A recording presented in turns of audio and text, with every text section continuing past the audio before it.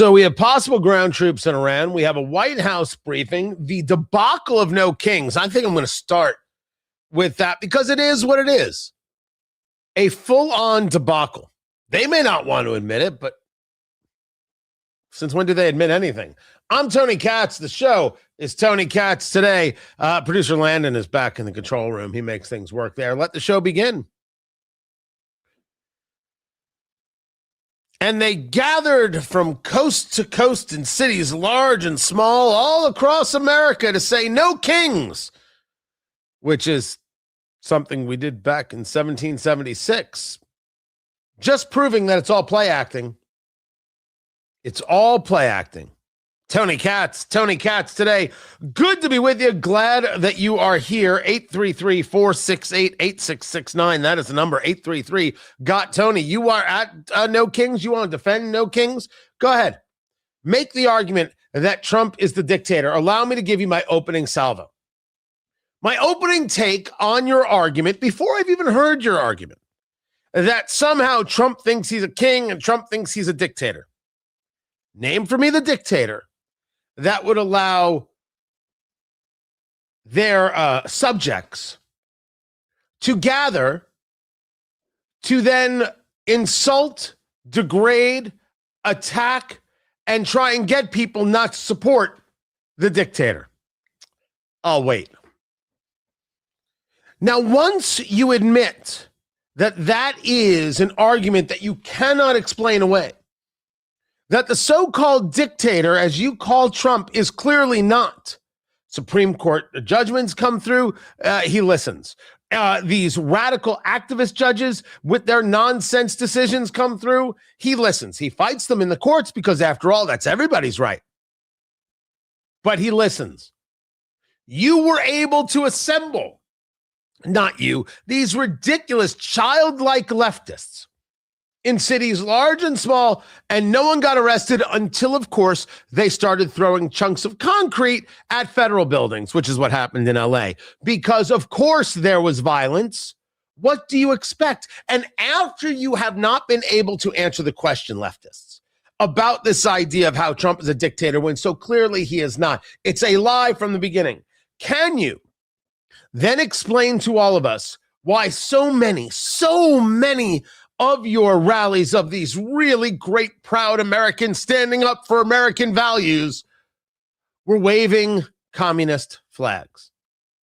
Quite literally, hammers and sickles. The only hammer and sickle I ever approved of, there was a cigar, the hammer and sickle, which I thought was very good. Some of the best packaging I ever saw. One of them, one of them was like, I think it was marble. The box was marble. It was stunning. It was super heavy. And one was glass. Very cool, very rare, very weird. And after that, the hammer and sickle sucks because all communists sucks, because all communism sucks. Communists suck, communism sucks. There, you can quote me.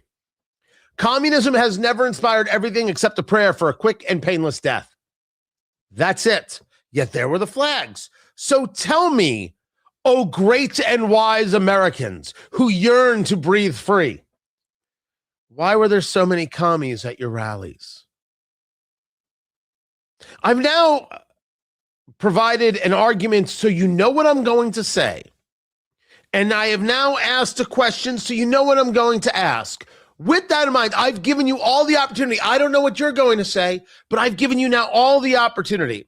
833-468-8669, 833-GOT-TONY. The live stream is at YouTube. Just walk into the chat room. Lovely group of people out over there. Beth is sure to bring you some brisket. And then Beth is a regular in the chat room. And then go and ask your question. We'll answer your question. Email me, Tony@TonyKatz.com, Twitter X, Tony Katz. Go on. We're waiting. When I discuss the full-on debacle of no kings, we should be clear that no kings was the maneuver that worked last year. Remember that when the left was protesting Trump, because this is all they know how to do. All they know how to do is fetishize the 60s. Now, some people say, Tony, you mean romanticize? Oh, no, I said what I said. I will go full Doja Cat on this. Ooh, I said what I said. It's fetishize. Everything you see when they're trotting out Jane Fonda and Joan Baez and Bruce Springsteen, it's a fetish. These boomers and others have a fetish for the 60s. Now, it's okay. Everybody has a fetish. Some are fine. Some are legal. Some are weird. Some are very problematic and put you in jail. Everybody's got a fetish. What they have done is fetishize the 60s. That's who they are. They think that this is the kind of stuff that saves us. What they will not do is then say, hey, the throwing of concrete at federal buildings and attacking law enforcement officers, maybe that's a bridge too far. Maybe we shouldn't do that. But when they were doing these No Kings rallies, at the first, they were successful because No Kings is something that people could connect with. Remember, before that, they were doing the hands-off rallies. That was February, March of 2025. And that stuff failed miserably because it didn't make any sense. Hands off what? Hands off the country? The guy was just elected president of the United States. His job is to have his hands on the country, running the country, as opposed to Joe Biden, who liked to have his hands on your shoulders from behind before giving a lilac or whatever he thought he was smelling. I'm assuming it was lilac. That no hands off thing, it failed miserably because it couldn't connect. But No Kings connected because people say, oh, Trump's a dictator. Got it, No Kings. And people could kind of massage their way into understanding what was happening. And it did have success for them then. That's not now. This was not successful. The waving of communist flags, the support of communist regimes like in Cuba, the throwing of trying to destroy property at LA, trying to tear down fencing. That's what you're left with. A bunch of very angry people, violent people. And of course, when you take a look into was there a lot of old people fetishizing the 60s. One question one can ask themselves from everything they saw. First things first, we are clear that lawful protest, totally fine. Absolutely fine. You go out there and you protest. We don't have to agree. Nobody asked if we agreed. Who cares if we agree? You're an American citizen. You have the right to protest. Go make it happen. Go to it. But when you are engaged in violence, this will be seen as an issue. You take a look at the age group that was out there. These were all of the boomer set. Not 100%, the majority. Can't be denied either. Who did it attract?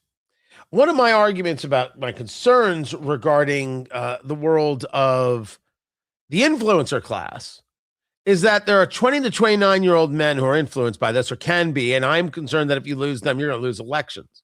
If you lose them, what are you losing them to? You're losing them to bigotry and hate and looking for scapegoats and taking away concepts of personal responsibility and the recognition that sometimes you have to fight for survival. Some serious important issues here that are worthy of discussion that certainly the Candace Tucker, Megyn set aren't bringing and don't want to bring for whatever reason. They're doing it their way. And I have concerns about that because that is a group you absolutely want to be able to connect with or at least be able to be heard by. And then they're going to make their own decisions. And all you have to do is make a compelling argument. Who in the world were these people reaching with No Kings? Young men? Sure, beta males like Harry Sisson, but men?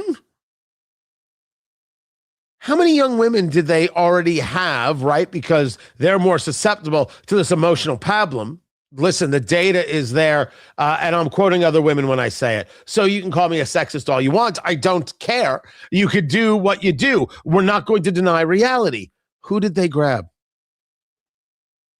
Who did they get to their side? And how quickly will the Republican Party start showing? How quickly will they start showing these videos of the violence that the No Kings protesters engaged in? The people who told us that Nicholas Sandmann was guilty of smirking at a Native American who was banging a drum in his face. The people at CNN who said that Nick Sandmann should be punched. Look at these No Kings rioters engaging in massive acts of violence. They don't even want to talk about it. You know how terrible you are, Jake Tapper? You're that terrible. Now, if Jake Tapper did talk about it, I guess I'd owe him an apology. You know how terrible you are, CNN? MS Now? New York Post? You social media freaks, you're awful people. You won't address things in their totality. We will. Completely unashamed and unafraid, to be honest. You gathered to fetishize the 60s. You made no sense, as I've already proven, because you cannot answer my question nor defend what it is that you were saying. Let me give you an example of what was being said. This was one of the speakers at the event. This was Liz Winstead. Now, you might know the name Liz Winstead because Liz Winstead, she was the creator of The Daily Show. At least that's how I know Liz Winstead. This was her at the event. Now, remember, again, I invite anybody to call in and tell me how No Kings was important. 833-GOT-TONY, 833-468-8669. In the chat room, Twitter, X, Tony Katz, chat room, youtube.com/Tony Katz, Tony@TonyKatz.com. Email me. This was in Minnesota, the No Kings rally, where Liz Winstead was telling you to listen to Kings. Watching the stream, I want people to know that if you want to act like Minnesota, or you think Minnesota's a model, what can I do? Well, you can check your ego about what you want to do and listen to the leadership. And when they tell you what they need done, you do that. And you pay enough attention to the amazing organizers who've been on the ground, who actually have the information, who've already done the work, instead of starting your own. Oftentimes when you're like, who's doing it? It's like someone. You just need to learn who, and then you need to be the pack mule in the fight that they have been doing and organizing, because let me tell you what we need is pack mules, because there's brilliant minds and brilliant leaders in this community who oftentimes are putting up the folding chairs when they should be literally strategizing, because that's their strong suit. So be the folding chairs people, be the I'll bring donuts people for the brilliant minds who are actually making this train run. It's always good when you talk about making the trains run. It's always good to have a Mussolini reference. Don't be a leader. Follow the leaders and do everything they say. Pack their chairs, carry their bags, and bring them donuts. That is one heck of a message at the No Kings rally. When I tell you that they had people show up, that's true. They did have people show up. When I tell you that it connected with no one, it's not because I'm trying to dismiss it. It's because they didn't connect. Their argument is bunk. Their scripting is so obvious. They are astroturf in being supported by communists like Neville Singman and George Soros. You could just follow the money. We already know how this works. And then when it was all said and done, you're waving communist flags or you're waving Palestinian flags, and then you're throwing chunks of concrete at federal buildings while trying to destroy property. Great work. If you vote for these people, you're out of your damn minds. Show that to your 22-year-old children, to your 17-year-old children, to your 14-year-old children. And then say, if you vote for that, you're out of your damn mind. You don't have to agree with the other guys. But if you vote for that, you're as crazy as your mama. Unless mama's not crazy. Then crazy is something else. I'm Tony Katz, and this is Tony Katz Today.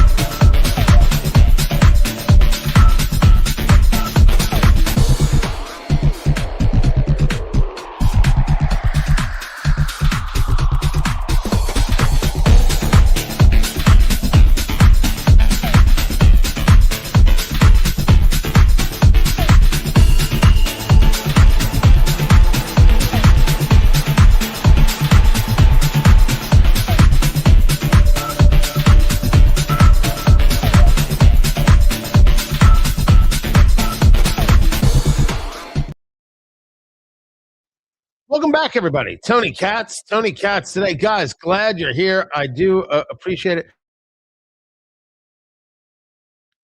I don't know what I'm hitting that makes it go into that mute mode. That's very weird. Does the studio look different? Yeah, so the sign's off by a little bit, just a little bit. I don't know. Some of the lighting today.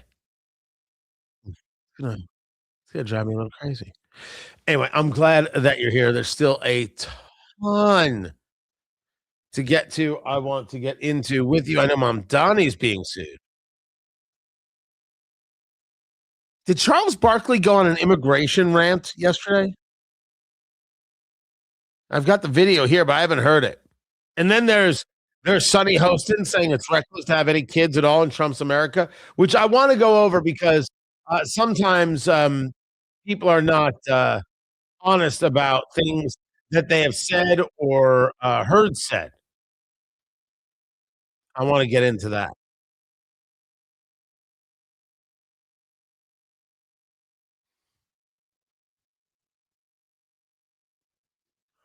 There he is. There's Zoran Mamdani being all sorts of ridiculous. But Mamdani is getting sued for not paying the emergency shovelers.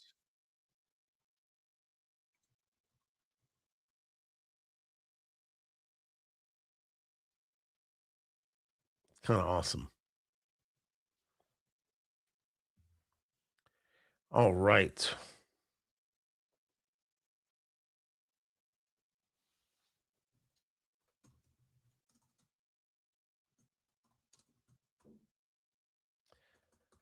Let me get this ready.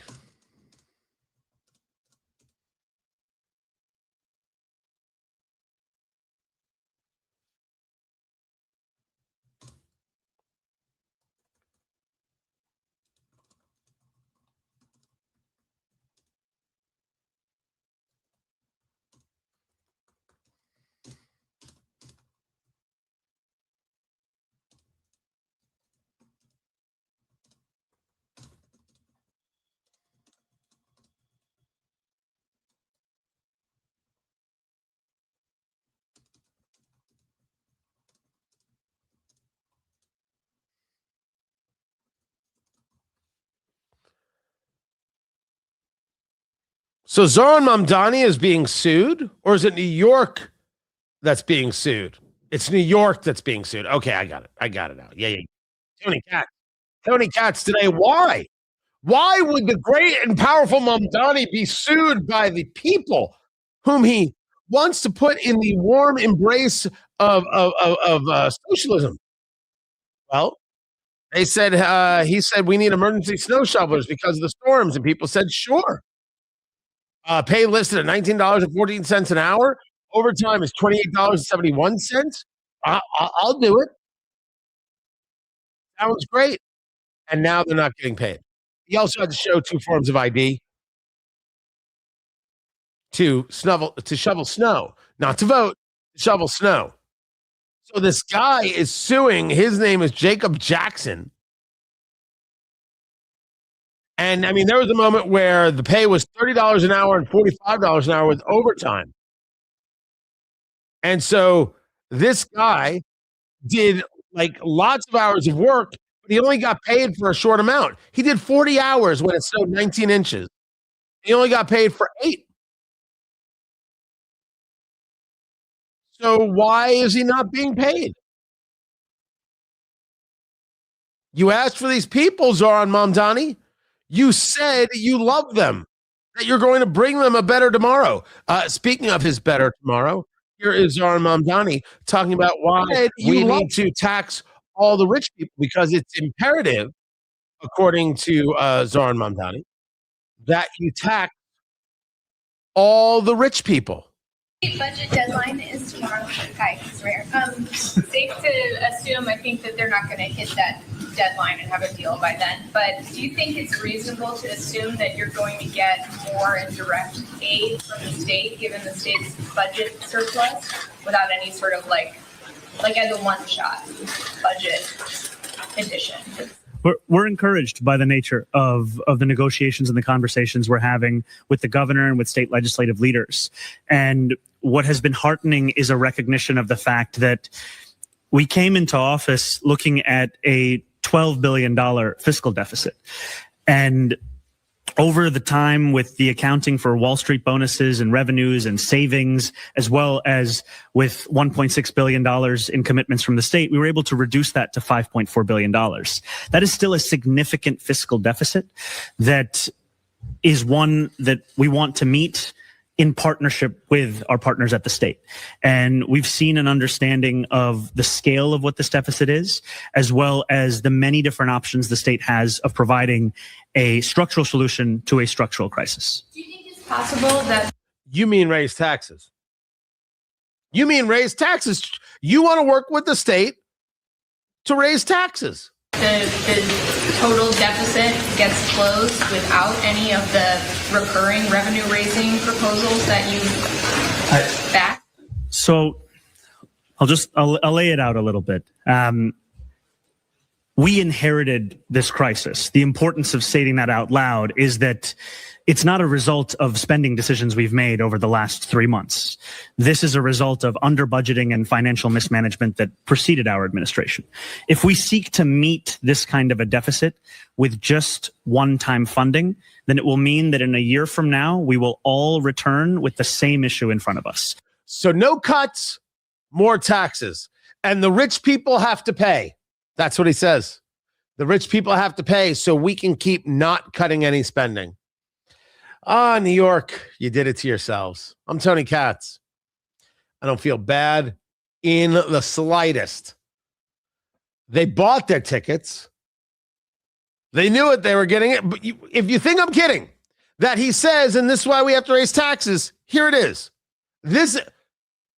Share this with you just because you're part of the live stream. Here's his exact words. That's why we talk about this both being a structural crisis, needing structural solutions. And I think structural solutions are the shifting of the cost burdens we've seen over the last decade, going from the state to the city back to a fairer place. What we've talked about is ending the drain, and a taxing of the wealthiest New Yorkers and the most profitable corporations that little bit more, so that we can afford to make a city where each and every New Yorker can actually keep calling it its home. A little bit more. Yes, so the New Yorkers can keep calling it home, except for the people that you're going to tax out of existence, because why would they stay? But remember, when you're a progressive, you don't just believe in taxing them while they're there. You believe in taxing them while they're gone. You believe there should be exit taxes. Oh, you want to leave? You pay for that too. There's never a moment where they say, let's look inward, let's look at ourselves and ask ourselves how we go about handling this. How do we actually have a city run? Maybe we can't do all of these things. Maybe we shouldn't have so many promises. Maybe we should tell people that they're not serious when they take a look at what it is a city is supposed to provide. Maybe, just maybe, this leftist socialism, communism horse crap doesn't bring a result of value of any kind. Maybe, just maybe, you can't promise everything under the sun and free grocery stores, and Lord only knows what else he promised, and the rent control nonsense. Maybe you got to cut. Maybe you got to cut. But no. That's not what you're going to hear. You're going to hear it's only right that rich people pay more. And then the rich people won't show up anymore. Why would you show up? Just so you can be abused for his fantasies, for your money? Why not? Why don't you run the fantasies for your money? I think that's a much better use of your money. But if you want somebody who can engage some great fantasies with your money, I'll do it. I'll do it. Just write me the check. Watch me work. I mean, if it's Mamdani or me, come on. Huh? It's all about taking yours. Now, let's get into ground troops.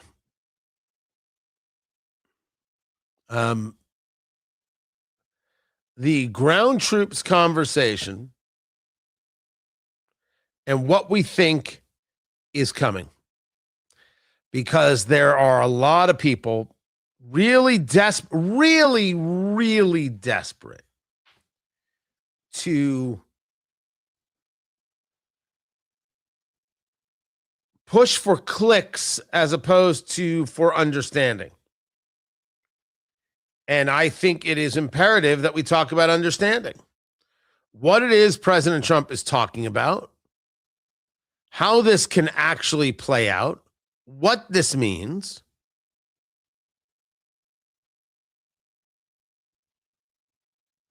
Okay, there's that. There's that.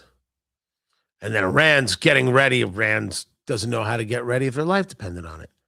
And then there's the Pope. Remind me to get to the Pope. And then there's Megyn Kelly, but these people. These people.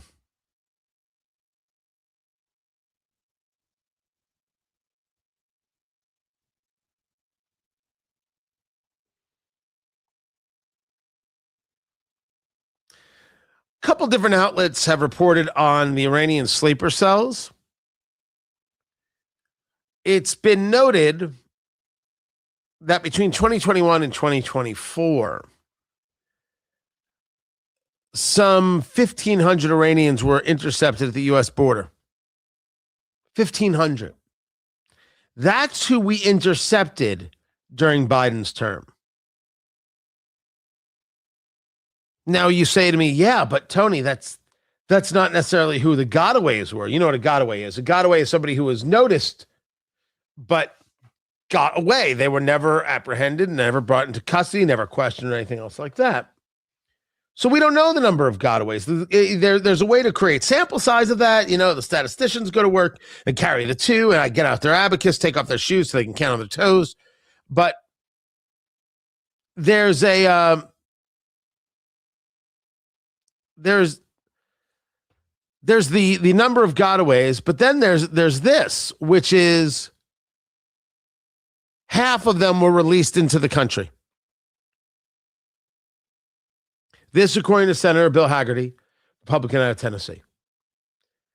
You stopped 1,500 people. You stopped 1,500 people,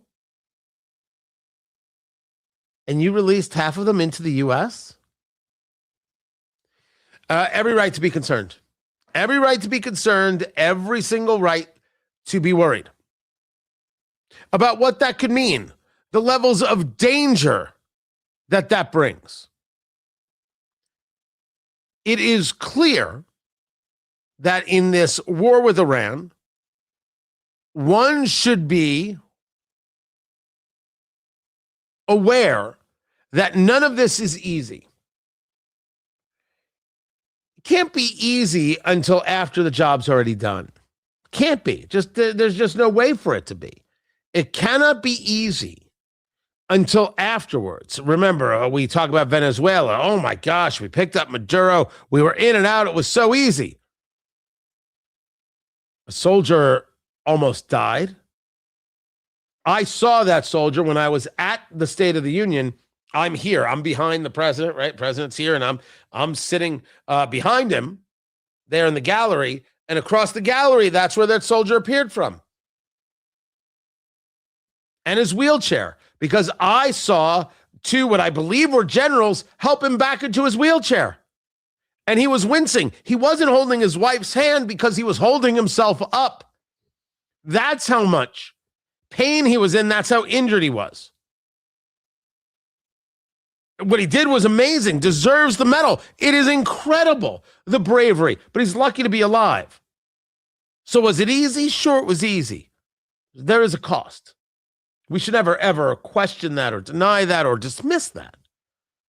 Easy is seen afterwards. Easy is what happens when you've come back home. Before you do it, you got to plan like it's going to be difficult. You got to plan for overwhelming force and to get the success that you desire. With that, as we walk through it, there's this conversation about boots on the ground. And the boots on the ground conversation has got people beyond up in arms. The problem is they don't actually know what it is they're talking about. How could they? When you hear boots on the ground, what you will have people say is, my God, we're going to invade Tehran. We're going to get killed. When you hear boots on the ground, you have people saying forever war. There's no actual thinking to what it all could mean. What statements are made versus what is actually happening versus how one engages to win this. I understand the political left. They don't want to win. They want Trump to lose. I understand the woke right. They want Trump to lose as well. They're desperate for it. It's Megyn Kelly targeting Trump allies for pushing the U.S. into this conflict. Writing, as she did, as this goes south, we need to know exactly who talked him into it and what representations were made to convince the president that this was a good idea. What made you think that President Trump was talked into it? What made you think President Trump was duped? Well, it's a narrative that Megyn Kelly wants to push, but where has been the data to show that that's the case? Show me the data. I'll talk to you about it.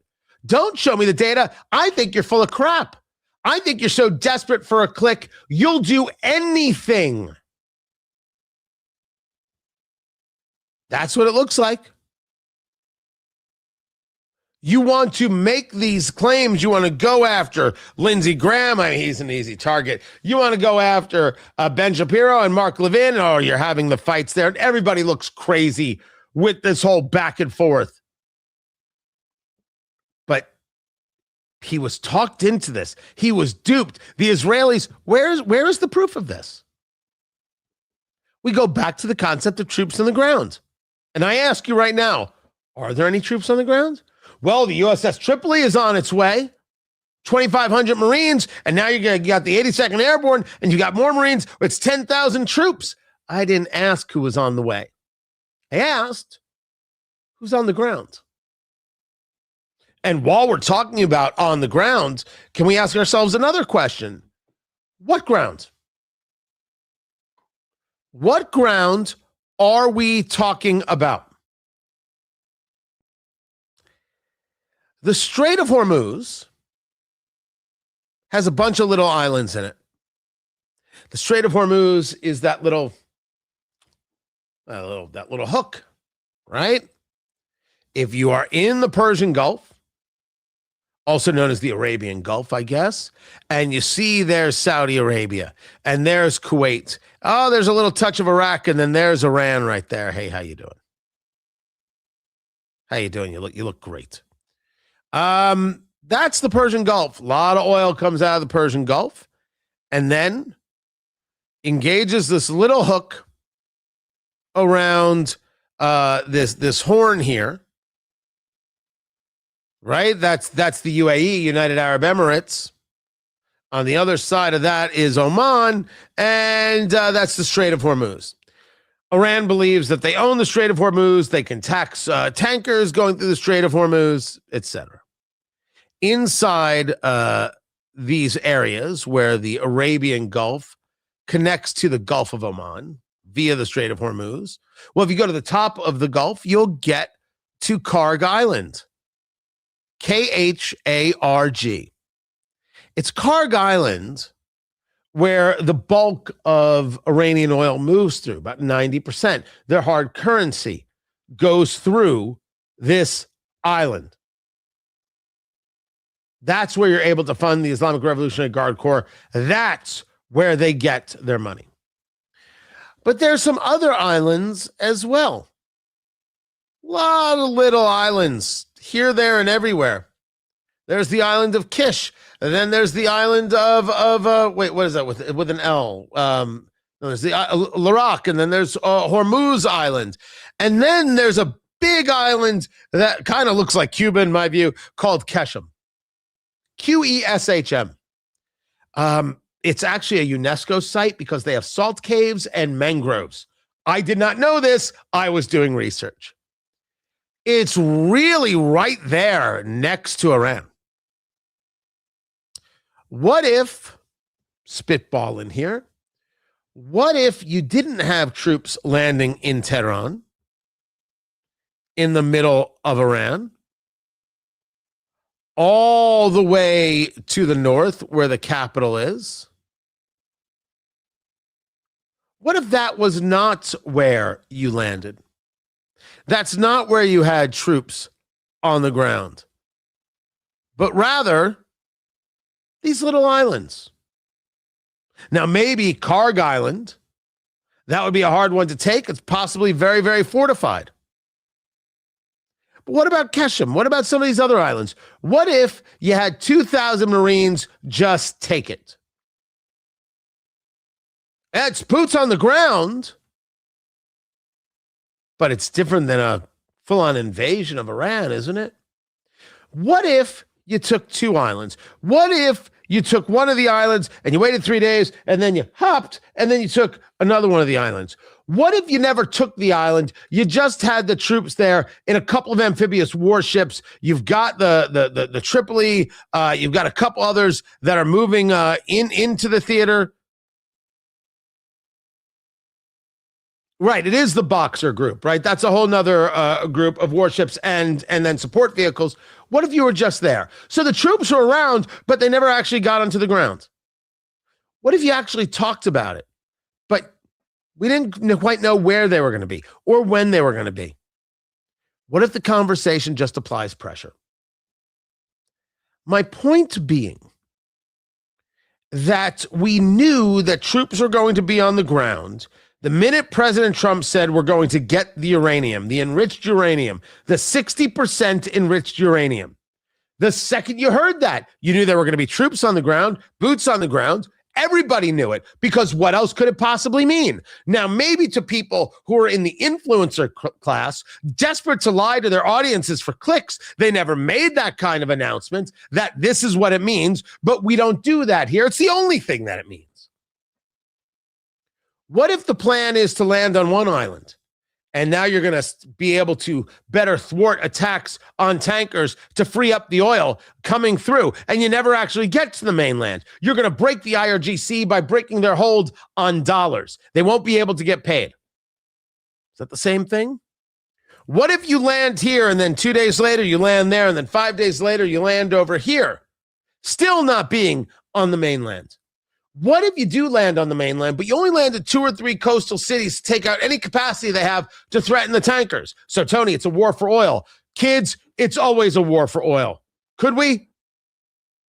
Now, in this case, I think it's a war to ensure that terrorists don't engage in terrorism, but it's also a war for oil. I only believe in honesty. The people screaming no boots on the ground, well, if you're so happy with this war, why don't you enlist? Those people are unserious. They're unserious. It's the kind of thing you say to self-soothe. I am making an argument, and I don't mean to be long-winded about it. Rather, I'm trying to make it succinctly, that there are a myriad of possibilities that we don't know, because there's a myriad of things that we don't know. And these influencers don't know a damn thing, and they all talk like they do, and they're all full of crap. You could decide to land. You could decide not to land. You could decide to take an island. You could decide to take 5 islands. You could take this island one day and then engage in a bombing raid this way, then take another island in 4 days and add pressure to break the regime. Even if you're doing what Trump wants to do, seemingly, which is not about regime change, but is really about behavior change, which I personally oppose. But it doesn't matter if I oppose it. If that's what Trump's trying to do, then that's what he's trying to do. And that might mean a different level of pressure and attack. We don't know what's going to happen yet. But the people who have decided that this is a loss and Trump is lost and it's a failure, those are not good, smart people. And those are not people who can lead a country. And those are not people who can fight for a country. They can't. They can't. We're in it. The question is, what do we want? What is Trump going to do? Well, what we want is up to us. What Trump's going to do, that could be up to him if we haven't decided what we want. But troops on the ground, we knew that was coming. Boots on the ground, we knew that was coming. What will it look like? We don't know that. And we won't until it happens, if it does. I'm Tony Katz. This is Tony Katz Today.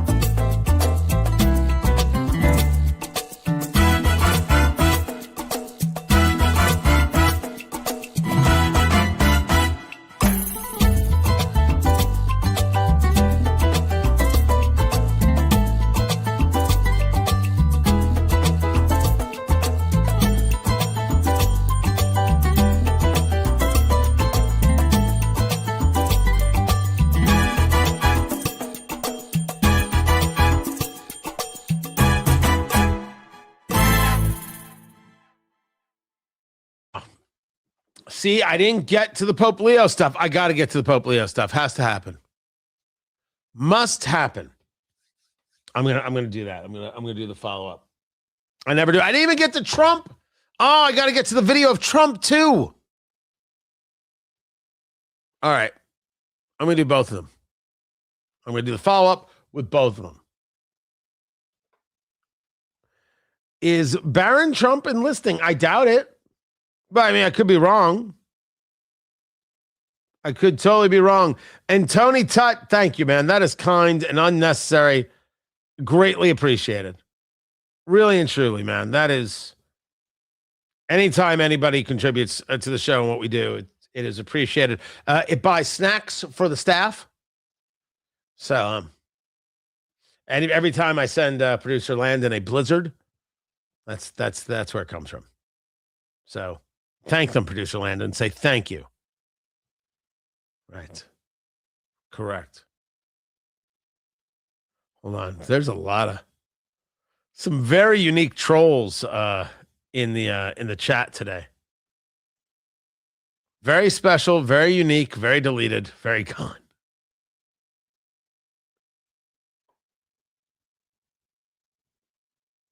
So what else? What else is going on? What do you all know? When does Trump leave?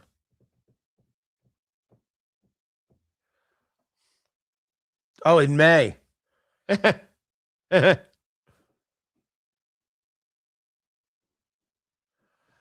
Oh, good Lord. I am not signing up for this. Am I allowed to even share this? Okay. Never mind.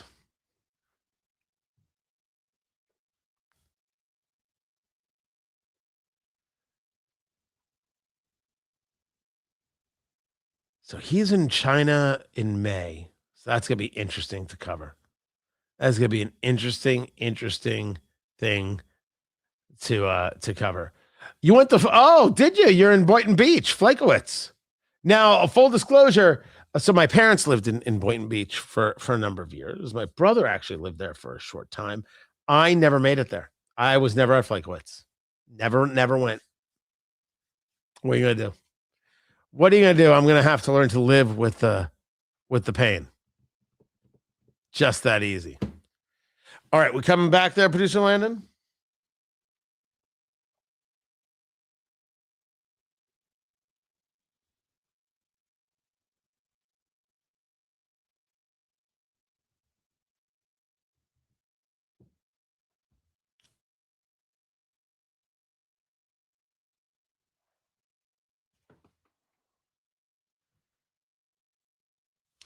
So I wanted to, because I didn't get to it. I wanted to get to a follow-up on what I was just discussing regarding war in Iran. And we should be clear, it's a war. I've referred to it as a regime change war. I don't quite understand the people who want to pretend and say no, that it's not. It is what it is, what it is.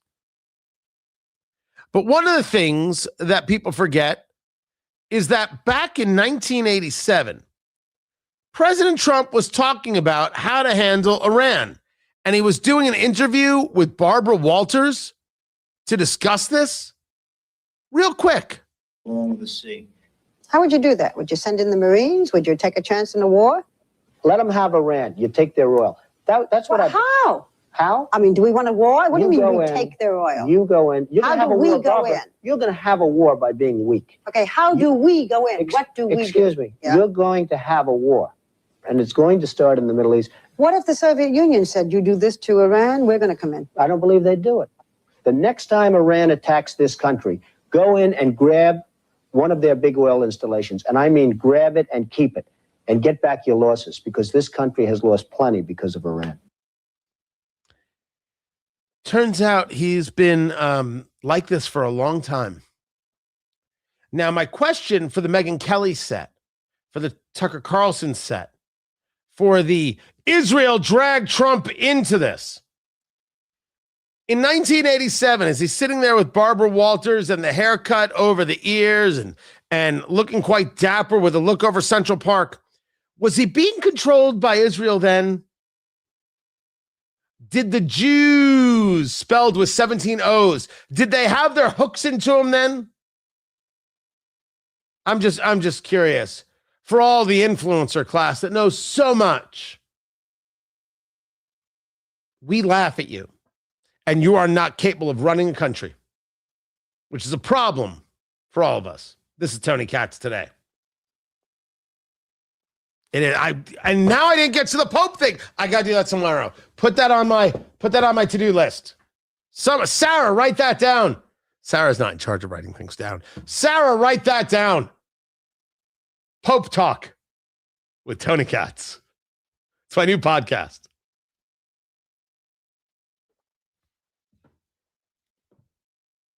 All right, so here's what's going on.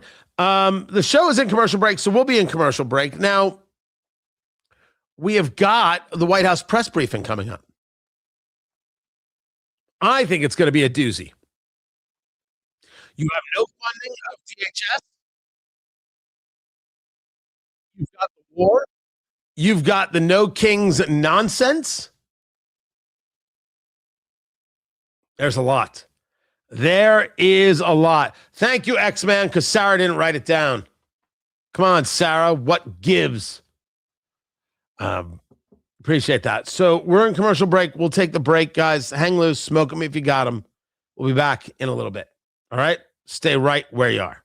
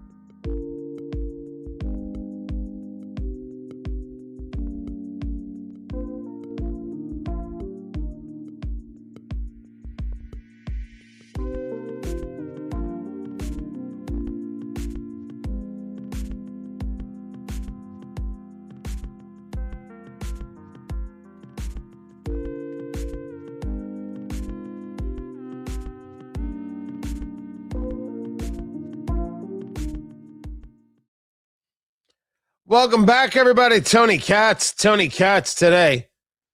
Guys, glad that you are here. Well, there's a moron I have to delete, and done. Some of these comments are classic. Classic. So we're waiting on the White House briefing to begin. Last time they were 45 minutes late, which is not cool. Not cool at all.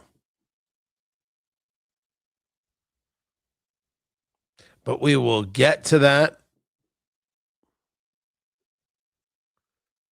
coming up in a little bit.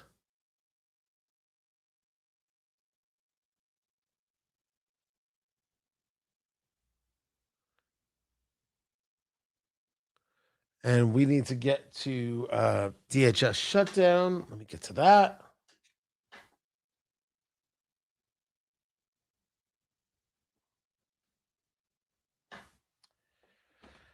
Excellente.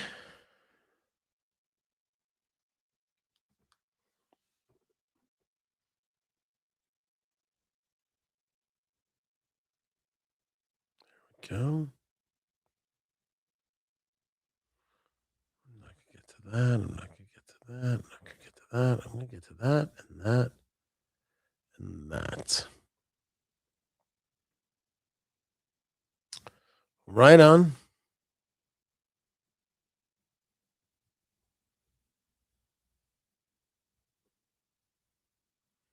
Let me see.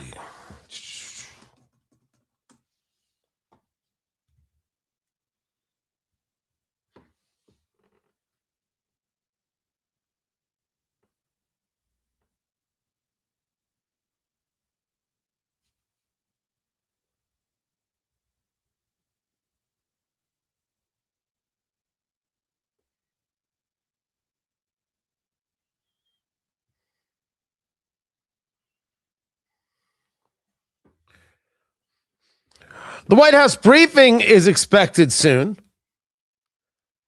And knowing the White House, I won't be surprised if they're a good 9 hours late. Tony Katz today. But a lot of people are talking about this audio right here. Now, I believe this is clean, there, producer Landon. My finger on the dump button. But this is a story out of Michigan. And this is the story of a Democrat running for Senate who decided that they were not going to take a public opinion or a public position on the killing of the Ayatollah. Now, I'm going to play it for you first.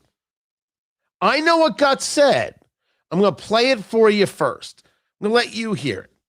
Now, I should say some things before we start that might set a stage or might not. This is somebody running for Senate in the state of Michigan as a Democrat.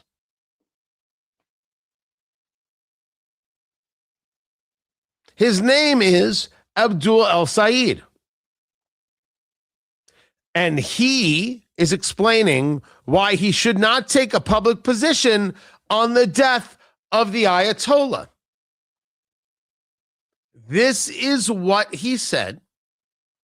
Can't make this up. You've got the audio. Here it is. You can guess, but I'll give it to you. So, this is going to destabilize the region. I also want to remind you guys that there are a lot of people in Dearborn who are sad today. Mm-hmm. So, I just don't want to comment on Khamenei at all. I don't think it's worth even touching that. People of Dearborn were sad, you say, at the death of the Ayatollah. Huh. Now, a lot of people can take this in a lot of different ways. This story, of course, is properly shocking. Not for, I think, those of us who pay attention to things, but even still, to say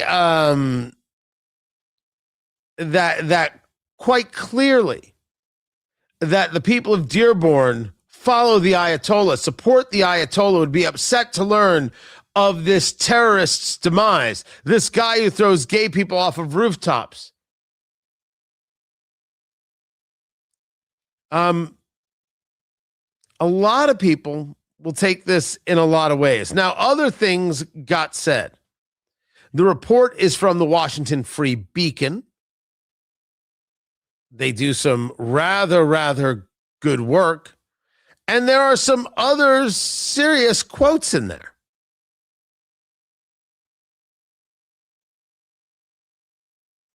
And that if he was told to take a position or pressured to take a position, what he would do, and you knew this was coming, is he would pivot to Jeffrey Epstein. And I'm just going to go straight to pedophilia, frankly. As you glad pedophile president, right, decides that he doesn't like the front page news, so he decides to take us into another war. There was a time when you all were talking about America first. This seems to be America last. And so we now know that there is a great number of people within the Democratic Party who are absolutely fine with the Ayatollah being in existence, terrorism being our standard, and us being under threat. And there are residents all across Dearborn, Michigan, who support that. Dearborn has a very large Muslim population. A lot of people are going to have a lot of takes. Here's mine. I don't care if they're sad. Be sad. I don't care if you're sad. I'm not going to go out of my way to make you sadder, but I don't care if you become sadder. I don't care if what you want and what you desire and what you fantasize about is all ripped away. It's okay. I mean, it sucks to be you, but okay. No problem. But in case you're wondering where the good people are and where the good people are not, if you're supportive of the Ayatollah, you're not the good people. I don't care who you are. The left, the woke right, the residents of Dearborn, don't care. But if you ever wanted to ask, hey, is there any truth to the idea that cities or towns that have high Muslim populations hate the country and support its demise? He said it as the progressive Senate candidate in Michigan. Ask him. He's the one who said people are sad, so ask him. Do they favor America or do they favor something else? It's a legit, valuable, worthwhile question, and one that in every way should be asked. Now, the other subject people are talking about with a lot of fervor is what's going on with the Department of Homeland Security. So we've got the White House briefing that's scheduled today, and I assume this is going to be a front and center subject. The idea of what's going on in Iran, and will the president send ground troops? Well, he's sending them, but will we actually see them? What is the story with funding the TSA? Because the president signed an executive order telling the Department of Homeland Security to pay the TSA. I don't even know how you do this. I don't know how this gets done. I'm saying I don't know the system. Where does the DHS that isn't funded get the money to pay TSA? Where does that come from? You know, Elon Musk offered to pay them. He's like, I'll pay them. Where do I write the check? We have no mechanism for that. So he, by law, I believe he is not allowed to do such a thing. I mean, he could, as an individual, write people checks, but he can't replace paychecks in that way. He can't give money to the government and the government do the thing. So if the TSA is going to be a huge part of this, it's going to be a big part of what we hear from Karoline Leavitt, the White House press secretary. Trump signs the order. America's air travel system has reached its breaking point. I have determined that these circumstances constitute an emergency situation compromising the nation's security. The administration would use, quote, funds that have a reasonable and logical nexus to TSA operations for the payments. So now you can declare emergency and divert funds from one place to another? Okay. Not being an expert on emergency rules, it's possible. You know that there are Democrats who are vehemently opposed to this, right? They're angry about it. How dare you? How dare you pay these people? How dare you go out there and want to take care of them? Don't you know that you're not allowed to do such a thing? We need them to suffer.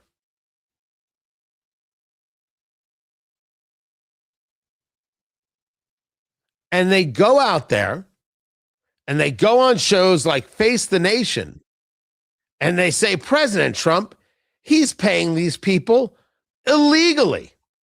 Listen, can't make this up. Practically speaking, ICE is already funded. In fact, it's one of the few DHS entities where people are getting paid because they had so much funding from the president's last bill. And now their portfolio is expanding because they're in American airports across the country. So what did Democrats get out of this standoff? Yeah, well, Margaret, the standoff is not done yet, right? The president is illegally paying, apparently, TSA agents. What do you mean the standoff is not done yet? And maybe we should give our props to Margaret Brennan over there at CBS for recognizing what in the world did you get out of this? What did you win from all of this madness? And the answer is you didn't win anything. You did not win a thing. And she was not the only person asking this question.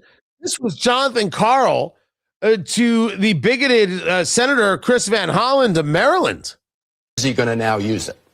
So when the Senate passed that bill, and there was that brief moment that looked like, dawn had broken, you put out a statement saying that Republicans had, quote, finally relented.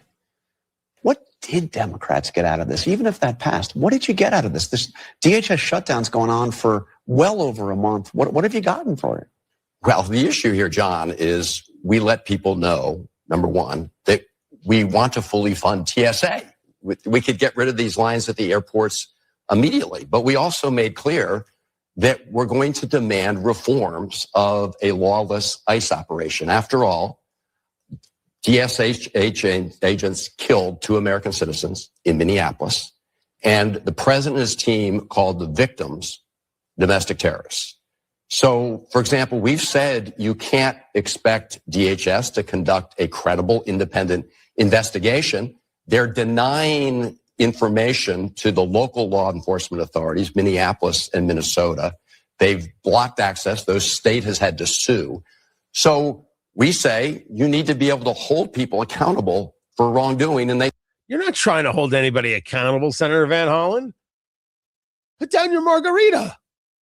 He's the guy who had margaritas with Abrego Garcia, the illegal immigrant who was beating his wife and trafficking people, but he's a Maryland man.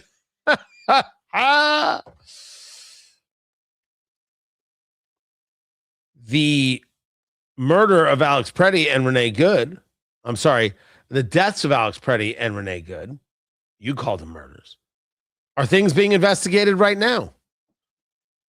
What did they do that led to their own deaths? Can an investigation happen? You don't even care. Because all of this is not about Alex Preddy or Renee Good. This is not about having a better TSA. Your party wants to remove the TSA. I'm sorry, the ICE. All this is about ICE. So the not funding of TSA you don't care about. It does not matter. The not funding of DHS you don't care about. All of this is about the removal of ICE. Every last bit of it. We see you and we understand what your objective is. Your objective is votes. How can you have votes if you have people being removed from the country? Plain and simple. That's what's happened here. I think it is something else when you realize that other Americans see what you see. It's almost a uplifting feeling that you're not alone in this thing. But there's something greater here, and I will get more into it, which was when the Senate said, all right, we'll agree to some level of funding, and we won't fund ICE or Border Patrol, but we'll fund the rest, and the Senate passes it and send it to the House. And the House, and you had Speaker Johnson say, what the bloody heck is this? I'm not passing this. I'm not even bringing this up for a vote. There's no funding mechanism here. It literally says that no money can go where it's supposed to go. Forget this. 60-day continuing resolution, fund everything. Fund everything, and then let's work this through. That's what will pass. Now, I think there's an actual fight going on between Johnson and Thune, Senator John Thune, the Senate Majority Leader, right? We can debate this. But when you hear what it is that people like Van Hollen are saying, when you hear people say that TSA shouldn't get paid no matter what, we want them not to get paid because we want the pain so we can get rid of ICE, so we can have people staying in the country, voting in the country, so we can get power. I think that message is starting to come across, and it's my argument that people like Speaker Johnson believe that some part of that message is getting across. They take a look at all this ICE hate insanity and say, that's not the way America feels. We can win this battle. We can break them. Now, as long as you're paying TSA agents, you can do this as long as you wish. But when you're not paying the TSA agent, because it is so forward-facing to how Americans live their lives, it is a very difficult thing to keep moving on. So get some paychecks out, and then you can do anything. What the left is relying on is that the pain is too great. And what it seems to be that Speaker Johnson is saying is, we can figure out the one piece of pain, we can now put the pain on them. As long as we can get the TSA agents paid, we can push this back as hard as we wish. And the argument being made by Van Hollen and others, Senator Van Hollen, the Democrat from Maryland, is nothing more than nonsense. For what we want is for ICE to be gone so we can get more votes. We want the people in the country illegally to vote. We want to be able to count them in a census. We need this. Which brings us to, well, then why in the world did the Senate pass this thing if it's such a mess? Did they know that Speaker Johnson was going to look at them and say, are you insane?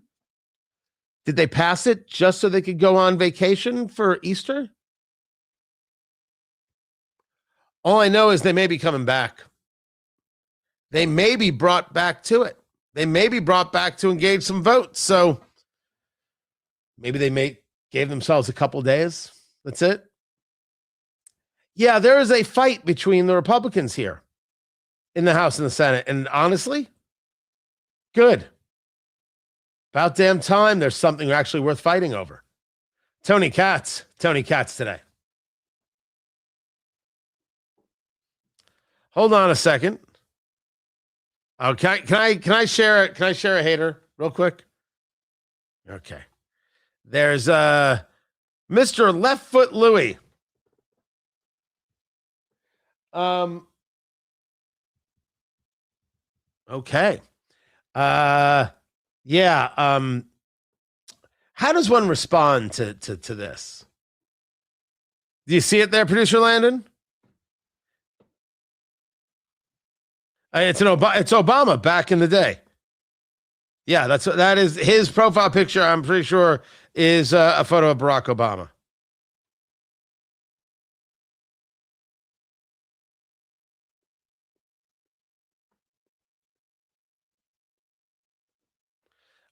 Well, so when you see somebody like this with, calling your name and shut the blank up, there's a couple ways that one can respond to this kind of thing. And I think that in a situation like this, what's most important is you remember that they have no power over your microphone. Not just my microphone, but your microphone. You say what you want to say. Engage as you want to engage. Discuss as you want to discuss. Some guy screaming, shut the blank up. Does it matter? Think he's got power? He's a learning lesson. He's a footnote. No power to stop you, stop me, stop anyone. Just some guy screaming on social media. So if you're on social media and you've got somebody screaming at you, remember, none of it's real. It's just not. No effect on your life whatsoever. And don't have any effect on your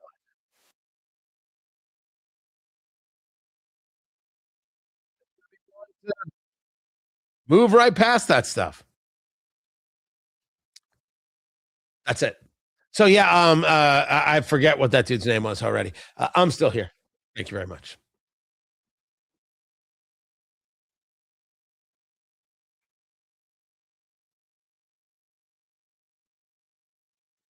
All right, so looks like they're ready for the White House briefing.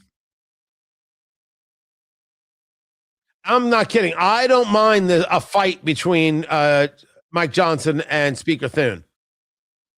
I'm totally down with this. I am well okay with saying we're not going to put up with this nonsense. We're not going to fall for it. We're not going to be concerned about what name they call us. But I'm convinced it's based on the idea that they see this ICE fight as a winnable. That's unique. No one's talking about this. No one. How soon until we're back, producer Landon?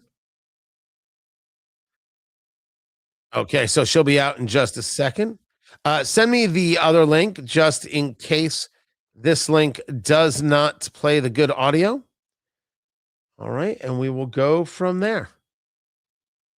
White House press briefing. Look at that. Also, I put that angle a little bit lower. What do we think about that? Is that all right? Is that good? I think it's good. I think it might be a little bit better, a little bit bigger. We'll see. All right, bring it up, Landon. Let's do some things. Coming back to the radio show, people.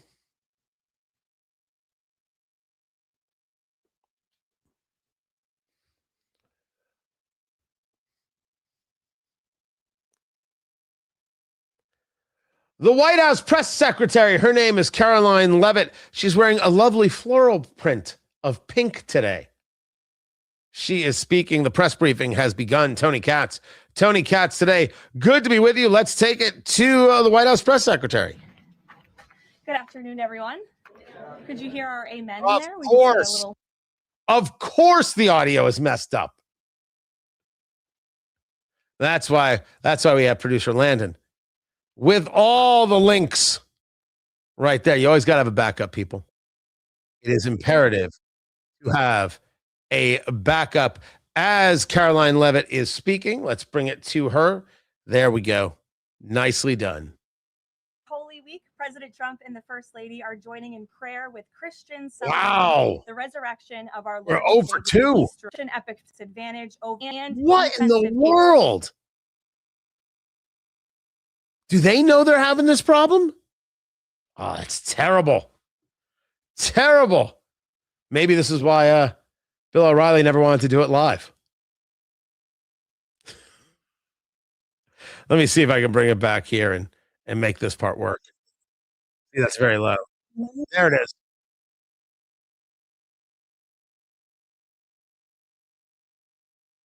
Race and no ability to project naval power, which is why they've been assessed as combat ineffective. Our military continues to obliterate Iran's defense industrial base, with nearly 70% of their missile, drone, and naval production facilities and shipyards damaged or destroyed thus far, significantly reducing their ability to pose future threats in the region. U.S. and Israeli joint forces control the skies and have asserted air dominance over Iran, completing more than 11,000 successful combat flights thus far. The trend remains clear. The United States is conducting more intense, targeted strikes with devastating combat power with each passing day to destroy the threat posed by the Iranian terrorist regime, as President Trump sought out to do a month ago. It's no surprise that we are seeing the remaining elements of the regime become increasingly eager to end the destruction and come to the negotiating table while they still can. Just show me where that is. Now, listen, I'm not there, but you keep talking about increasingly eager. Where is the eager? Now, we hear President Trump say, you know what, this new regime, I don't know if I can trust them, but they certainly are talking better and seem more willing. Which brings us to the idea of, I support regime change, but there's such a thing as behavior change. And that might be enough for Trump. The fact that I'm going to lose out on what I want, we're just talking about real life here. So we don't know yet what this means. But I'm going to continue with the presser, the Q&A from those in attendance at the White House briefing. We will have it all for you. Keep it here. I'm Tony Katz. This is Tony Katz Today. All right, I'm going to play some more of this, guys. You cool with that? I mean, we're here. We're on the live stream. Let's do it. Despite all of the public posturing you hear from the regime and false reporting, talks are continuing and going well. What is said publicly is, of course, much different than what's being communicated to us privately. As a result, President Trump issued a 10-day pause to postpone planned strikes on Iranian power plants and energy infrastructure. This remains a truly once-in-a-generation opportunity for the regime to make a good deal with the United States, permanently abandon their nuclear ambitions, and stop acting as the world's leading state sponsor of terrorism. If the Iranians reject this golden opportunity, the greatest military in the history of the world continues to stand by to provide President Trump with every option available to ensure this regime continues to pay a grave price. One way or another, Iran will no longer have the credible ability to threaten the United States or our allies, which is, of course, the overall objective and mission the president set out when he launched Operation Epic Fury. Unfortunately, even as President Trump is working hard every single day to protect the United States from foreign enemies, Democrats on Capitol Hill have failed to do the same here at home by keeping the Department of Homeland Security unfunded. Over the past 6 weeks, Democrats in Congress have pushed our air travel system to its breaking point and inflicted massive pain on Americans with their reckless political games. 500 TSA officers quit their jobs. Thousands more were calling out sick at record rates due to the lack of pay. This resulted in security wait times exceeding 3 hours at major airports across the country, creating nightmares for millions of Americans. Overall morale among TSA staff plummeted as well. All of this creating an unacceptable heightened security risk. Because of the Democrats' unwillingness to do their basic job of funding DHS, President Trump determined that these circumstances constituted an emergency, compromising American security. That's why last week he accordingly signed a presidential memorandum directing the Secretary of Homeland Security to work with the Director of the Office of Management and Budget here at the White House to use those funds with a reasonable and logical nexus to TSA operations to provide TSA employees with the compensation and benefits that would have accrued to them but for the Democrat-led DHS shutdown. This bold and necessary action by President Trump will ensure our TSA workers receive their hard-earned paychecks. It should not have come to this point, but President Trump will always do what's right by the American people, and he found a way to do that to get TSA paid. Ensuring that these federal workers who perform critical public safety responsibilities can feed their families, pay their rent, and show up to work is something the president was honored to do.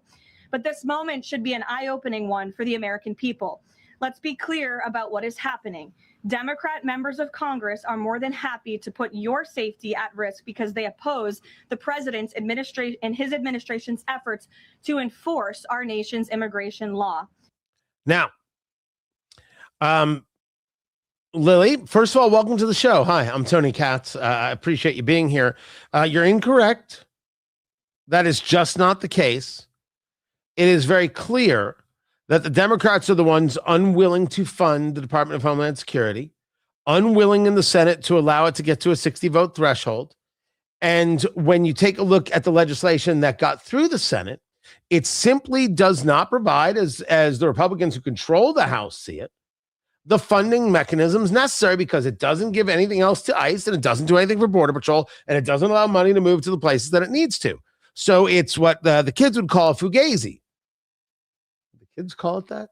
Anyway, this started with Democrats saying we want ICE to be dismantled and destroyed because we want illegal immigrants to be in the country. That's what they did. So now here we are. Here we are. Democrats started this fight. They don't have an end for this fight, but Republicans seem willing to keep the fight up because they think that the pressure is going to be on the Democratic Party. So I'm glad you're here. Can't thank you enough, but we disagree on this one. I believe you are incorrect, and I've stated my reasons why. The White House press secretary, her name is Karoline Leavitt.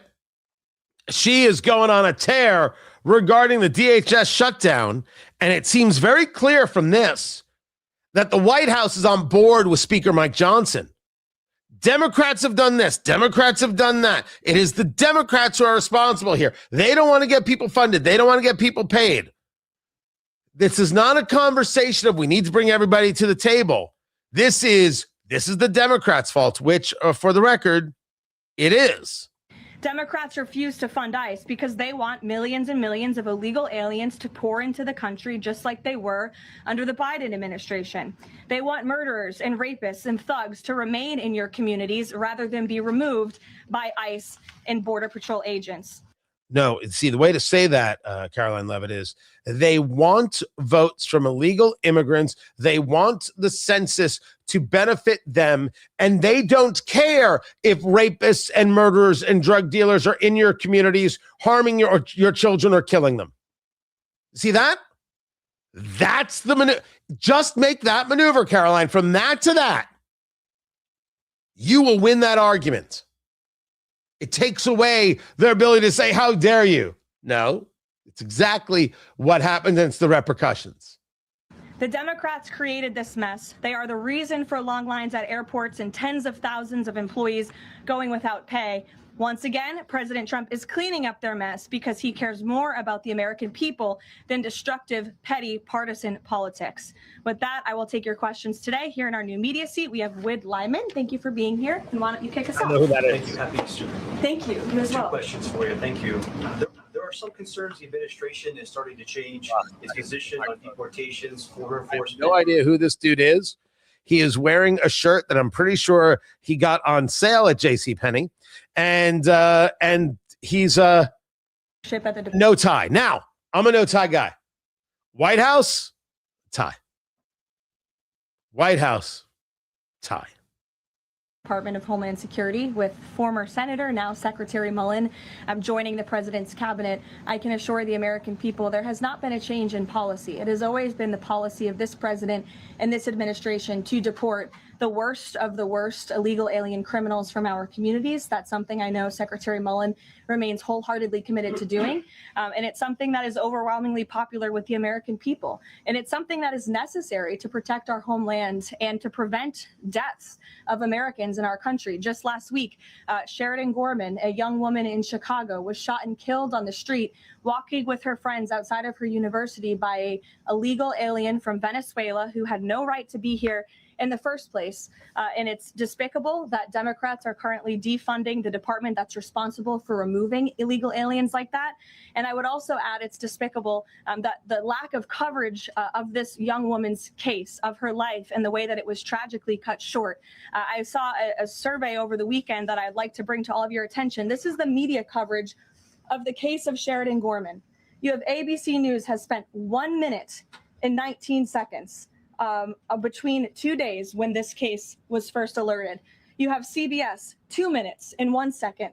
You have NBC 23 seconds spent on the life of a young, beautiful American woman whose life was taken short by an illegal alien who should have never been here in the first place, when we are in the middle of a battle on Capitol Hill with a major political party, the Democrat Party, who wants to defund the agency that is responsible for protecting Americans. I think her life was worth more than 23 seconds on cable television. And I think the people in this room have a responsibility to report on cases like this because it just exemplifies why the president believes so strongly in deporting illegal aliens from our communities. And that is a winner.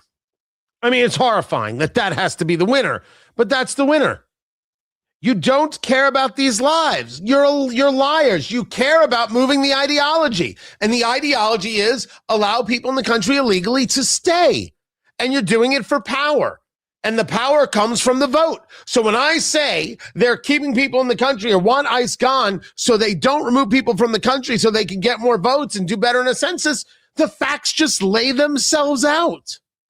Beautifully done by Karoline Leavitt right there. She was holding up the graphic, the sheet of paper that shows the three networks. Well done. thank you for the question. Dasha, go ahead. Caroline, I have two questions, one on Iran and one on DHS funding. On Iran, the president has said that the administration is talking to a new and more reasonable regime.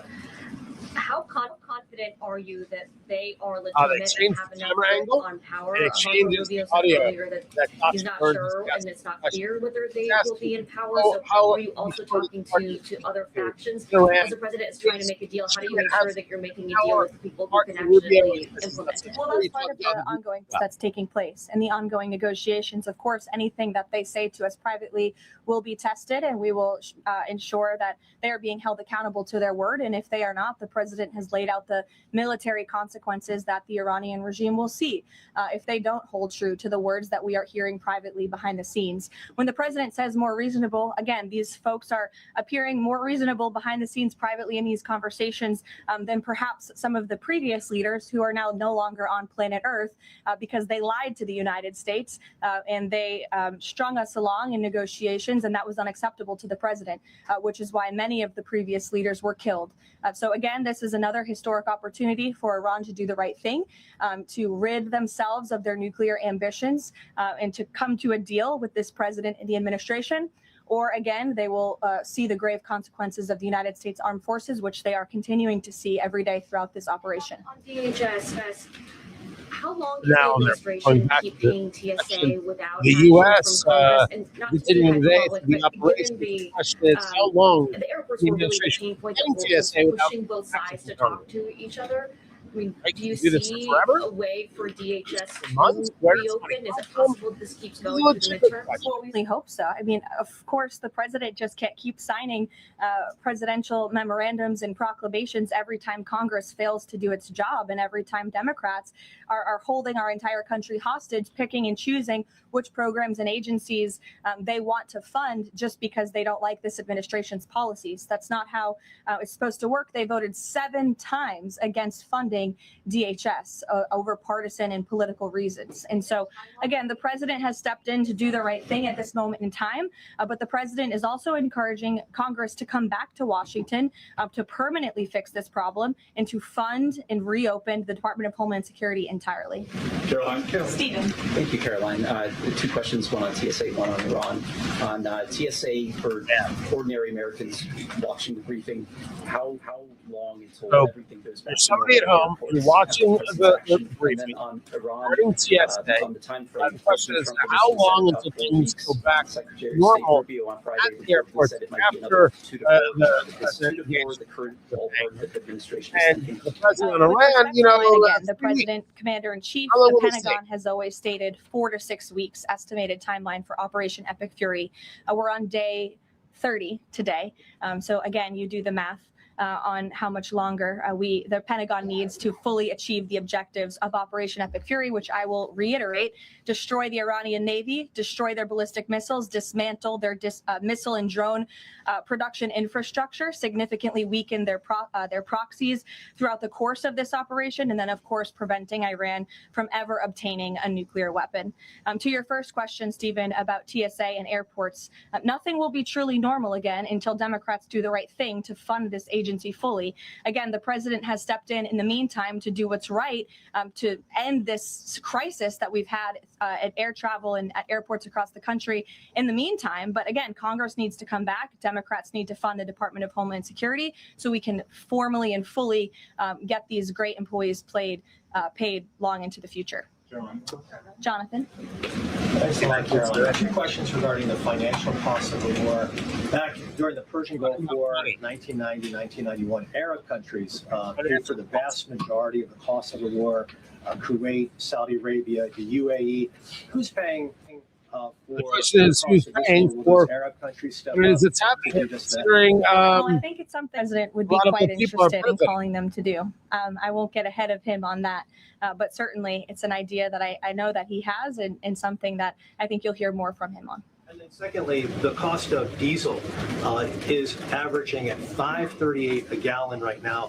What's the message from the Trump administration to truck drivers who are dealing with those high fuel costs right now? Again, we understand, we hear you, we see you. We are fully tracking this short-term fluctuation in oil and in diesel prices.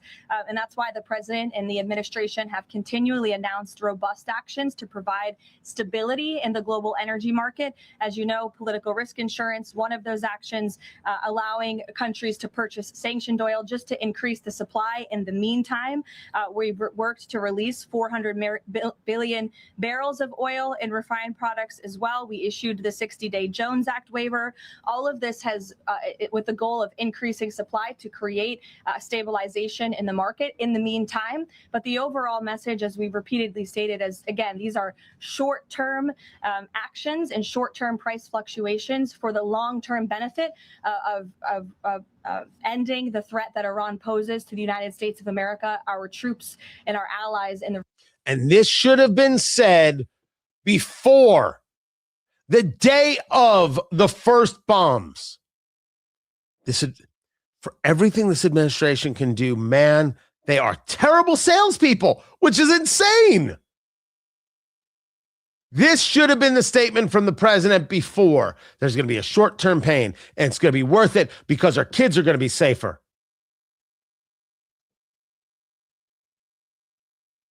That's the story. That's the story. What's going to happen, and here's how we're going to handle it. But yeah, truckers are right now taking it on the chin, and things are going to be more expensive at the store. And if you want to talk about how we help those people, I'm all in. All in for that. We take the quick break. Keep it here. I'm Tony Katz. This is Tony Katz Today. All right. So real quick. So what happens is this is a StreamYard thing. So that's the service I use. I don't have to use it. If there's a better one, I'm all in. So if you've got a better one, some developer out there wants me to try theirs, I'm all in. When a video is playing or when two people are talking, the talk over each other doesn't all pick up. It's like the audio doesn't know where to go. And so when the video is playing, if I'm trying to talk over it, that's why you get the waviness or a metallic or it degrades or drops out. It just doesn't have the capacity. And it's not the computer. The computer is plenty strong enough. There's enough memory there to be able to handle the thing. It is simply the software itself. Now, so much of StreamYard works so easily that I use it. Now, if there's another one, now some people use Riverside, but Riverside is really more for the podcasting version than the live streaming. So if I was just recording an interview and that's all I was doing, then posting, Riverside does a really excellent job with the audio because it's how it captures the audio separately. I'm capturing everything together. I don't know if I could do it with video though, like with the streaming there that I'm doing from C-SPAN, capture that separately. But you can capture audio from guests separately and record it separately and then utilize it later. And in case you have any of the dropouts, it remains, right? Because it's recording their audio and then sending it over. So if there's another service, I'm all in. I'll gladly give it a try. If there's a service that wants to sponsor this live stream, happy to figure that one out. Happy to. But that's why it happens. So I didn't want to hit pause each time because it was going to leave the gap because of how they're having their audio issues. So the radio audience didn't have the issue. We had it here on the live stream. Now you understand. Thank you for your patience. Let's bring it back to Karoline Leavitt. region and ensuring that this regime can no longer control the world's free flow of energy through the Strait of Hormuz, which is something the administration continues to tackle day by day as well. Jennifer. Just two questions. Which Jennifer? I'll go to both of them. Go ahead. So two questions. One on China and one on Iran. On China, ahead of the president's trip to Beijing, will there be a working level meeting with James Clear, et cetera, and when will that be? I do expect cabinet officials to travel to China time. I don't have a readout on their schedules for you, but this is something we typically do with international travel, as you know. So I'll talk to the Treasury Department and the cabinet myself, and we'll get you that answer. But we do expect them to move ahead of time. Okay, and thank you. And on Iran, if Iran is kind of cherry picking what tankers get to go through, and contemplating big tolls on those tankers, is that consistent, or how is that consistent really with the president's message about really wanting the strait to be fully open? Does the administration support a regime or system where Iran president's message about wanting to be fully open? That's not we support, and I would reject that they are cherry picking. In fact, as you know, these tankers that are moving through, the 10 that were previously announced, and now the new 20,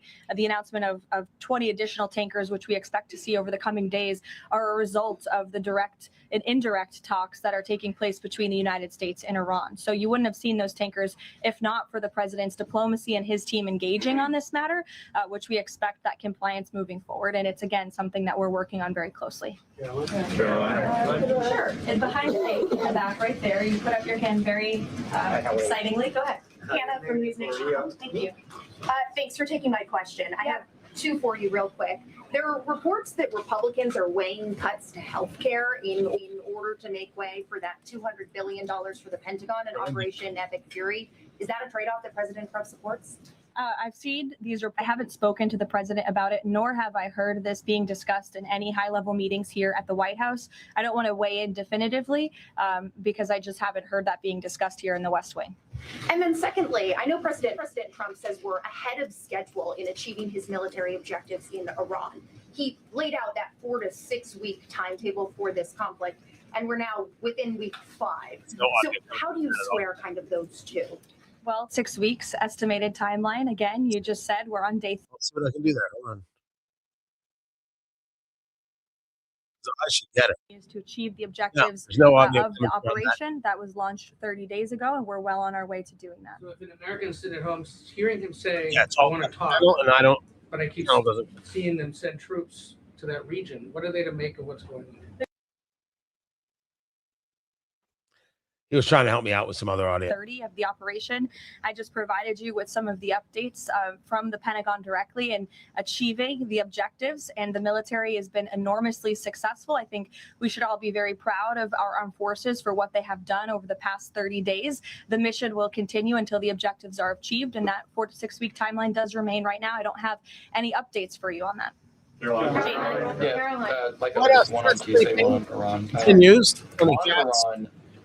Tony Katz today, guys. An absolute pleasure to be with you as Karoline Leavitt keeps answering questions, mostly about Iran, not as much about the shutdown. Any hypotheticals being asked to her that she's willing to engage if the U.S.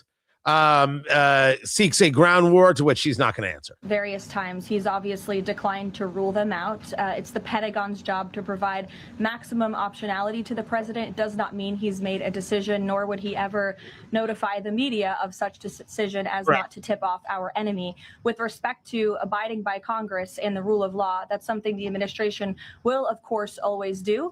And it's something that we have great respect for Congress. The president does with military operations. In fact, prior to the launch of Operation Epic Fury, as you know, the administration gave a courtesy notice to Congress in the Gang of Eight, and top-level administration officials and cabinet secretaries have gone to Congress multiple times over the past 30 days to provide those courtesy briefings to Congress when requested. TSA quickly, I don't know if they're necessarily courtesies. That have said,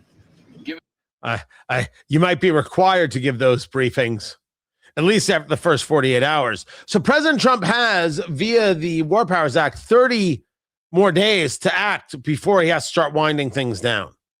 7 times against reopening the Department of Homeland Security that we came to a place of an existential crisis. I mean, you saw the lines at various major airports across the country, American travelers really paying the price for Democrats' partisan games. And so the president worked with his legal team here at the White House and the Office of Management and Budget to find a solution to take care of the emergency that we were seeing in air travel across the country. And it's because of the president that TSA agents are being paid. But again, he's calling on Congress to do the right thing, to come back to Washington and to fund and reopen the Department of Homeland Security fully. Sure. Hi, Lindsay Ellis from the Wall Street Journal. I'm trying to square the 4 objectives laid out by the administration with the goal of reopening. He's trying to square the objectives, is the Wall Street Journal. Listen, I must say that reopening the Strait of Hormuz has got to be a top objective. The president has laid out the objectives of Operation Epic Fury are as follows: destroying the Iranian Navy, destroying their ballistic missiles, dismantling their defense industrial infrastructure that produces those weapons that have long threatened the United States and our allies, and then, of course, preventing Iran from ever obtaining a nuclear weapon. The full reopening of the Strait is something the administration is working towards, but the core objectives of the operation have been clearly defined for the American people by the commander-in-chief. It's an interesting point. The push on oil prices is the push to say, you see, this isn't working. Notice the avoidance of, they really don't have an infrastructure, do they? They certainly don't have a leadership infrastructure in Iran. They militarily have been ripped asunder. They're not done. There's still missile launchers out there. There's still threats out there. But notice there's nothing on that. Why discuss that success or even cheer it? Well, no discussions of, well, how long can the Iranians hold on here? No, it's how long can we hold on because these gas prices are just too high. They suck. They sucked under Biden too. That's why I say President did a lousy job of selling it. They are lousy salespeople over there at the administration. They just expect everybody to go along, and that's not the real world. There is a reason for this. There is a value to this. We are better off with this regime gone. And you heard Karoline Leavitt discuss it a little bit. This should have happened a month ago, and it needs to come from the president, and it needs to be even much stronger. More show. Keep it here. This is Tony Katz today. I'm going to give a couple more minutes to Karoline Leavitt here, and then that'll be that. The president posted this morning about his threat on leaving Iran. He said we might.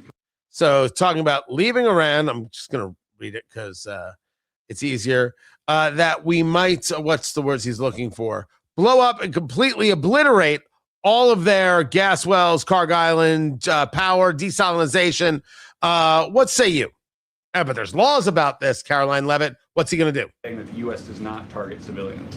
The president has made it quite clear to the Iranian regime at this moment in time, as evidenced by the statement that you just read, that their best move is to make a deal, or else the United States Armed Forces has capabilities beyond their wildest imagination, and the president is not afraid to use them. That's not what I said, Garrett. And you're saying the word potential for a reason, because I'm sure some experts are telling you that in your ear to try to ask me that question. Of course, this administration and the United States Armed Forces will always act within the confines of the law. But with respect to achieving the full objectives of Operation Epic Fury, President Trump is going to move forward unabated, and he expects the Iranian regime to make a deal with the administration. Which of those objectives would destroying the desalinization plant most help? Haley, go ahead. Thanks, Caroline. Follow up on Iran. When you're describing that the Iranians you're in contact with are being more reasonable this time around in discussions, what specifically are you hearing that is leading you to that conclusion, and how are you defining what's reasonable versus unreasonable in that regard? I'm not going to deal with the private and sensitive conversations that are taking place between the United States and Iran right now. But generally speaking, the president gave you the answer. What we're hearing from them is more reasonable. They have agreed to some of the points the United States laid out, as the president said last night aboard Air Force One. But again, as for the specifics, as these negotiations are ongoing, we're not going to broadcast them to the world unless the president chooses chooses to do so, which he has the full right to do as the leader of the free world. On Cuba, the president threatened to tear up any country that would send oil to Cuba, but now the U.S. is letting this Russian tanker to Cuba. Is this a policy change, or is he willing to let more tankers into Cuba now? This is not a change. There has not been a formal change in sanction policy. As the president said last night, we allowed this ship to reach Cuba in order to provide humanitarian needs to the Cuban people. These decisions are being made on a case-by-case basis. And as the administration has said, Cuba's non-functional economy cannot be fixed unless they undergo dramatic political and leadership change. But there has been no formal change with respect to sanction policy. So you could expect letting Russians top off oil in Cuba. Again, these decisions are being made on a case basis right now. Thanks, Karoline. You addressed this a little bit in the opening, but just to follow up, because Americans are sort of seeing these conflicting messages between the United States and Iran. I know the president insists that negotiations are underway. As you just mentioned, he's also said that Iran has agreed to most of the 15 points. We just heard from Iran again. They're saying no negotiations are taking place. They're calling the proposal excessive, unrealistic. So how do you square that? How do you explain that discrepancy between the two? I think the American people are smart enough not to take the word of a terrorist regime that has chanted death to America for 47 years at their word. And I hope the journalists in this room are wise enough not to take an Iranian regime that has repeatedly lied about our country, about our values, about everyone in this room, frankly, for nearly 5 decades. So I think the American public are smart enough to understand that. And just to follow up on the objectives, you've laid them out, but I know the president has set a deadline for April 6th in just 1 week. What does the president need to see to not move forward with those strikes by April 6th? Well, I think he said it in social post this morning. He wants to see a deal over the next 10 days. That timeline is waning, several days left, and we'll see. I won't get ahead of it. We'll see what happens in the end of the 10-day.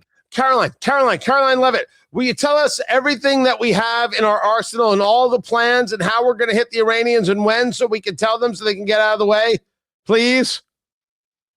It's so ridiculous. It's so ridiculous. And no, Stephen, I will not forget to talk about the Pope tomorrow. I have to talk about the Pope tomorrow. He did a full-on Pope thing.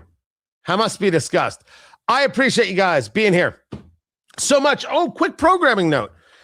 So not only do we have the morning show, and not only, producer Landon, am I heading to bring cake to the women's basketball team at Marion University. They won the NAIA championship, and I said, I'm going to get you cake. And they called. They're like, we want cake. So I'm doing that tomorrow. I am, and not only this show, in between, well, we'll record in between, I'm filling in for Sean Spicer on the Sean Spicer Show. So you'll catch me scheduled to host tomorrow on the 1st, tomorrow evening. So there's that going on. So yeah, we're busy. Thank you guys for being here. Very much appreciate you. Don't forget to like and subscribe and do all the things. If you would, greatly appreciate that. We're going to go. More radio show is happening over at WIBC.com. And yes, Jeffrey, there's cake, just not for you because you didn't win anything. Next time, go out there and be a winner. Winners get cake. Always be caking. ABCs. I appreciate you guys. I'll catch you tomorrow. Take care.